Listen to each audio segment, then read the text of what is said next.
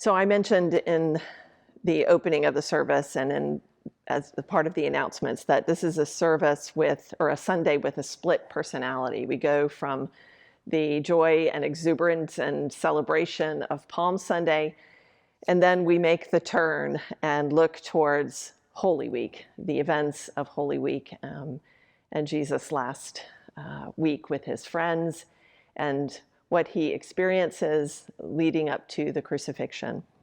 So I'm going to read some part of the Gospel of Mark, chapter 14, that helps us to make that shift and that turn.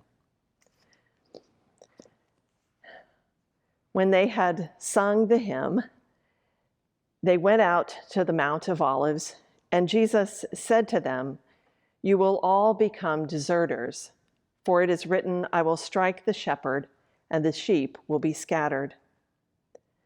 But after I am raised up, I will go before you to Galilee." Peter said to him, "Even though all become deserters, I will not." Jesus said to him, "Truly, I tell you, this day, this very night, before the cock crows twice, you will deny me 3 times. But he said vehemently, "Even though I must die with you, I will not deny you." And all of them said the same. They went to a place called Gethsemane, and he said to his disciples, "Sit here while I pray." He took with him Peter and James and John and began to be distressed and agitated.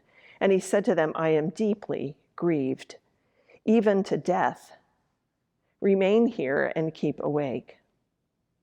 And going a little farther, he threw himself on the ground and prayed that, if it were possible, the hour might pass from him. He said, "Abba, Father, for you all things are possible. Remove this cup from me. Yet not what I want, but what you want." He came and found them sleeping, and he said to Peter, "Simon, are you asleep? Could you not keep awake 1 hour? Keep awake and pray that you may not come into the time of trial.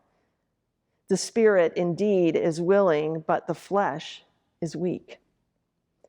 And again he went away and prayed, saying the same words. And once more he came and found them sleeping, for their eyes were very heavy, and they did not know what to say to him. He came a 3rd time and said to them, "Are you still sleeping and taking your rest? Enough! The hour has come. The Son of Man is betrayed into the hands of sinners. Get up. Let us be going. See, my betrayer is at hand." Immediately, while he was still speaking, Judas, one of the 12, arrived, and with him there was a crowd with swords and clubs from the chief priests, the scribes, and the elders. Now the betrayer had given them a sign, saying, "The one I will kiss is the man. Arrest him and lead him away under guard." So when he came, he went up to him at once and said, "Rabbi," and kissed him. Then they laid hands on him and arrested him. But one of those who stood near drew his sword and struck the slave of the high priest, cutting off his ear. Then Jesus said to them, "Have you come out with swords and clubs to arrest me as though I were a bandit? Day after day I was with you in the temple teaching, and you did not arrest me. But let the scriptures be fulfilled." All of them deserted him and fled. The word of God for the people of God. Thanks be to God.